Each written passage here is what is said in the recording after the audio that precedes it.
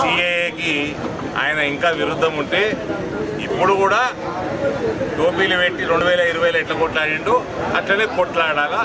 హిందువుల మీద ఎలక్షన్ల కోసం ప్రేమ చూపెట్టకుంటే పర్మనెంట్ ప్రేమ చూపిస్తే బాగుంటుంది. ఎలక్షన్ల కోసం ప్రేమ చూపించడం తప్పు. ఎక్కువ కూడా నేను ప్లాన్ చేస్తూ ఉన్నాను.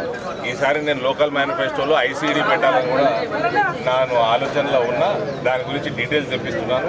ఐసీడీ పెట్టినట్టయితే అన్ని పంటలకు కానీ ఇక్కడ అగ్రికల్చర్ మూవ్మెంట్కి ఇంకా ఈజీ అవుతుంది. ట్రైన్ మూవ్మెంట్ బ్రహ్మాండమైన రైల్ కనెక్టివిటీ ఉందని దాన్ని ఇంకించ మనము డెవలప్ చేసుకుని ఐసీడీ ఇక్కడ తెచ్చుకున్నట్టయితే ఇంకా ఇక్కడ పండే ప్రతి పంటకి రేట్లు ఎక్కువ వచ్చే ఆస్కారం ఉంది. సో ఈ రకంగా అన్ని రకాలుగా ఏ రకంగా అయితే మనకు రైతులకి బెనిఫిట్ జరుగుతుందో, పంటలకి మంచి ధర వస్తుందో అన్నీ కూడా ఆలోచన చేస్తూ ఉన్నాము. కేంద్ర ప్రభుత్వంతో డిస్కస్ చేస్తాము. ఇక్కడ ఐసీడీ కూడా తెచ్చే ప్రయత్నాలు మేము నెక్స్ట్ టర్మ్లో చేస్తాము. ఇప్పుడు ఉన్న రేట్లకి మేము సాటిస్ఫై కాము. రైతులు సంతోషంగా ఉన్నారు. వాళ్ళ సంతోషం ఇంకా పెంచేదే మా ప్రయత్నం ఉన్నది. ఎట్లా ఉంది సార్ ప్రచారం రెగ్యులర్గా ఇంటరాక్ట్ అవుతున్నారు, జనాలతో మాట్లాడుతున్నారు, ప్రచారం చేస్తున్నారు, మరొక జనాలతో ఇంటరాక్ట్ అవుతున్నారు. ఏమి వస్తుంది ఏంటి అందరూ మోడీకి ఇస్తాం, అందరూ మోడీకి ఇస్తాం.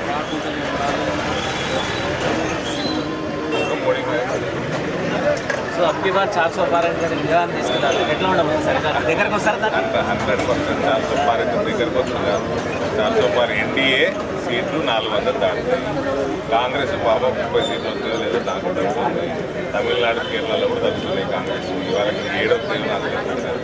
ఎక్కడ కూడా నాకు కాంగ్రెస్ ఒక్క సీట్ కనబడుతుంది. తెలంగాణ నుంచి మొదలు పెట్టి ఉత్తర తెలంగాణ నుంచి మొదలు పెడితే పైకి మొత్తం ఒక్క సీట్ కూడా గ్యారెంటీ కనబడుతుంది నాకు కాంగ్రెస్. మొత్తం మీద ఈసారి నిజామాబాద్ పార్లమెంట్తో పాటు దేశవ్యాప్తంగా కూడా మోడీ వాతావరణం అరవింద్ చెప్తున్నారు. ఛాయ్ లెక్క గరం గరం చర్చ కూడా కొనసాగింది. దుబ్బాలో నిజంగా పేట్రియాటిజం ఎక్కువ ఉన్నది. దుబ్బా గడ్డ మనకి జాతీయతా భావంతో నిండి ఉన్నది.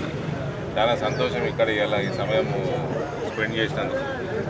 చాలామంది చాలా విషయాలు నరేంద్ర మోడీ గారు ఏ రకంగా భారతదేశం యొక్క సార్వభౌమత్వాన్ని కాపాడినరు, భారతదేశం యొక్క బార్డర్లు పటిష్టంగా పెట్టినరు, ఎవరన్నా భారతదేశం వైపు కన్నెత్తి చూసినా ఏ టెర్రరిస్ట్ అయినా ఏమైనా ఇక్కడ చేసినా వాళ్ళకి ధీటైన సమాధానాలు ఎట్లా చెప్పిండో ఇవన్నీ కూడా దుబ్బా ప్రజలు మాట్లాడటం నిజంగా నాకు ఒక ఎంపీగా చాలా సంతోషం అనిపించింది. ఇవాళ ये चाय पे चर्चा दुब्बा चौरस्ता पे मज़ा आ गया।